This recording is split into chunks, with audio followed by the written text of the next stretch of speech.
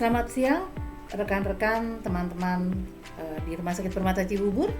Siang hari ini saya dengan Nasma Huta Barat dari Subkomite KPRS kembali kita akan melakukan weekend training dengan materi hari ini mengenai identifikasi pasien.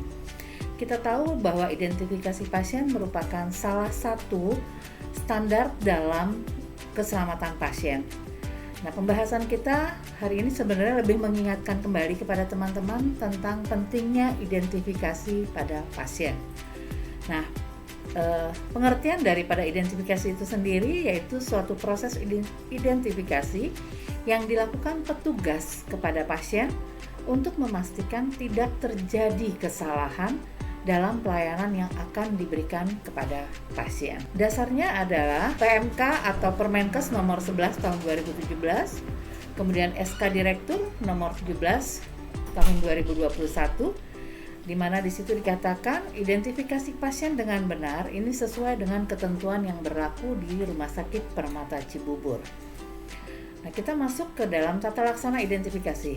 Kali ini kita lebih ke mengingatkan teman-teman tentang tata laksana identifikasi itu sendiri. Yang pertama adalah pasien diidentifikasi menggunakan dua data, yaitu nama lengkap dan tanggal lahir. Kapan ini dilakukan? Yaitu sebelum melakukan tindakan. Yang nomor 2, gelang identitas itu dipasang setelah pasien dinyatakan rawat inap dan ketika akan dilakukan tindakan.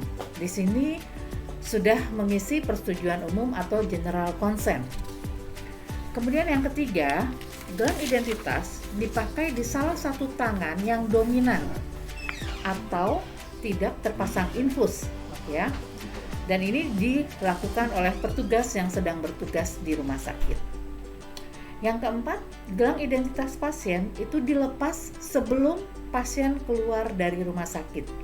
Ini maksudnya adalah gelang identitas itu boleh dilepaskan ketika pasien dinyatakan boleh pulang, di mana administrasi pasien sudah selesai semua, obat-obatan sudah diserahkan kepada pasien, dan posisi pasien di situ adalah sudah di depan nurse station, sehingga petugas boleh melepaskan gelang identitas dengan cara digunting lalu dibuang sebagai sampah medis. Kemudian yang kelima, identitas bayi baru lahir itu menggunakan nama dan nomor rekam medis ibu. Jadi kalau untuk bayi baru lahir itu menggunakan identitas ibunya, ya, baik nama maupun rekam medisnya. Tetapi jika bayi sendiri sudah terdaftar, maka identitas diganti sesuai dengan rekam medis bayi. Nomor 6, pada bayi atau pada ibu bayi baru lahir, pada ibunya ya, pada ibu bayi baru lahir menggunakan dua gelang identitas, yaitu identitas ibu dan identitas bayi. Nah, yang ketujuh, semua jenis alergi ataupun resiko jatuh dan penolakan resusitasi atau DNR, maka itu pasiennya datanya itu harus tertulis di rekam medis pasien dan diberikan klip atau penanda, ya, klip atau penanda, baik itu klip alergi, klip resiko jatuh maupun klip DNR. Yang nomor 8, gelang identitas ini diganti jika terdapat kesalahan dalam penulisan data ataupun terlepas dari pasien. Jadi kalau ada gelang identitasnya yang terlepas bisa karena mungkin tangannya mau dipasang infus, atau ada data yang salah, mungkin tanggal lahirnya yang salah, atau penulisan nama yang salah, maka gelang identitas itu boleh diganti tetapi langsung dipasang kembali dengan identitas yang baru. Kemudian untuk yang ini adalah contoh-contohnya, kita gelang identitas kita hanya ada dua warna. Yang warna pink itu untuk pasien perempuan dan yang biru adalah untuk pasien laki-laki. Kita lihat di sini di gelang identitas itu hanya ada nama lengkap, tanggal lahir dan nomor medical record. Kemudian untuk klipnya tadi kita katakan untuk resiko jatuh kita beri warna kuning klipnya, yang merah untuk pasien alergi dan yang ungu untuk pasien yang DNR atau penolakan resusitasi. Nah, Kita masuk ke yang nomor 9. Tata laksana identifikasi untuk yang nomor 9, itu lakukan pengecekan terhadap data di gelang identitas sebelum dipakaikan kepada pasien. Dengan pertanyaan terbuka. Jika pasiennya tidak sadar, atau bayi atau gangguan jiwa, maka lakukan dengan mengecek gelang identitas. Jadi yang maksudnya di sini adalah untuk melakukan pengecekan terhadap data di gelang identitas, kita menggunakan pertanyaan terbuka. Contohnya yaitu, Bapak atau Ibu boleh disebutkan nama lengkapnya? Kembali, kemudian yang kedua adalah Bapak Ibu boleh sebutkan tanggal lahirnya? Jadi itu adalah pertanyaan terbuka. Kemudian nomor 10, pada pasien yang tidak memungkinkan dipasang gelang identitas, maka diganti dengan name tag, ya, atau kartu tanda pengenal. Nah, yang nomor 11, ambil gambar atau foto pasien lalu ditempelkan pada name tag dan berkas rekam medis pasien. Jadi caranya adalah dipakaikan name tag, ditambah juga diambil gambar atau foto pasiennya, lalu ditempelkan di name tag dan direkam medis pasiennya. Lalu name tag-nya direkatkan pada tempat tidur pasien. Jadi name tag-nya itu bukan dikalungkan ke pasiennya, tetapi direkatkan pada tempat tidur pasien. Ini contoh name tag yang ada. Kita ada 2 macam, yang merah untuk pasien laki-laki, yang biru untuk pasien perempuan. Kemudian kita lanjutkan lagi untuk tata laksana identifikasi yang nomor 12. Jika terdapat nama pasien yang sama, ya, jika terdapat nama pasien yang sama, maka berikan stiker yang ada tulisannya hati-hati ada nama pasien yang sama. Ini boleh diletakkan di sampul berkas rekam medis pasien, lalu informasikan kepada petugas setiap pergantian jaga.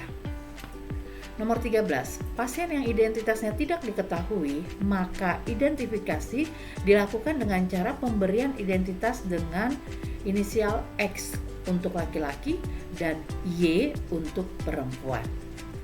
Bila lebih dari 1 pasien yang tidak ada identitasnya, maka ditambahkan angka Romawi di belakang huruf X ataupun Y tersebut dengan huruf Romawi yang secara berurutan mulai dari angka 1 dan seterusnya.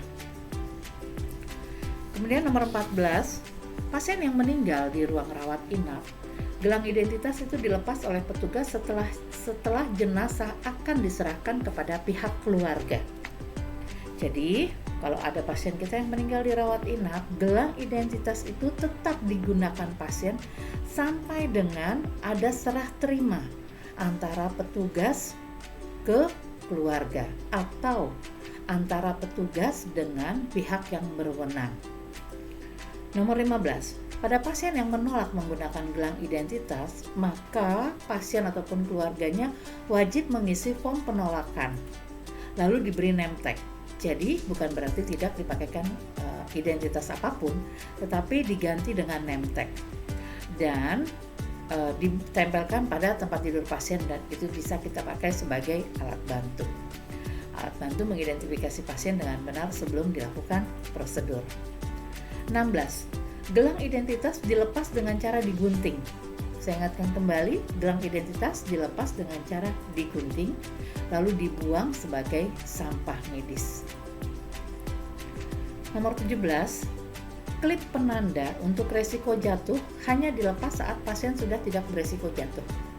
Tadi kita sudah katakan bahwa kita mempunyai 3 klip. Klip kuning untuk resiko jatuh, klip merah untuk alergi, klip ungu untuk pasien yang DNR atau yang tidak dilakukan resusitasi. Nah, untuk pasien-pasien risiko jatuh, klipnya itu boleh dilepas kalau pasien sudah tidak masuk dalam kriteria risiko jatuh. Kemudian untuk klip penanda alergi itu hanya dilepas saat pasien akan pulang.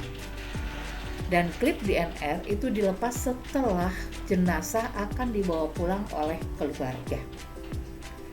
Yang nomor 20, gelang identitas pasien itu dilepas sebelum pasien pulang atau keluar dari rumah sakit dengan cara digunting lalu dibuang sebagai sampah medis. Tadi sudah saya katakan bahwa kalau pasien mau pulang itu belum boleh dilepas, tetapi kalau pasien sudah dinyatakan pulang, di mana sudah selesai administrasi, baik itu administrasi biaya ataupun berkas-berkas yang akan diberikan kepada pasien, termasuk juga obat-obatan yang akan dibawa pulang.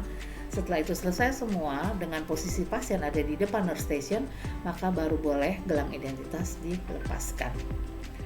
Yang terakhir, setiap ada kesalahan dalam identifikasi pasien, segera lapor dan melengkapi laporan insiden. Nah, demikianlah tata laksana identifikasi pasien yang benar, yang sesuai dengan aturan yang ada di Rumah Sakit Permata Cibubur.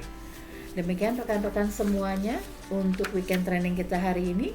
Semoga semakin hari semakin baik kita semua dalam melakukan identifikasi, sehingga tidak terjadi kesalahan dalam identifikasi.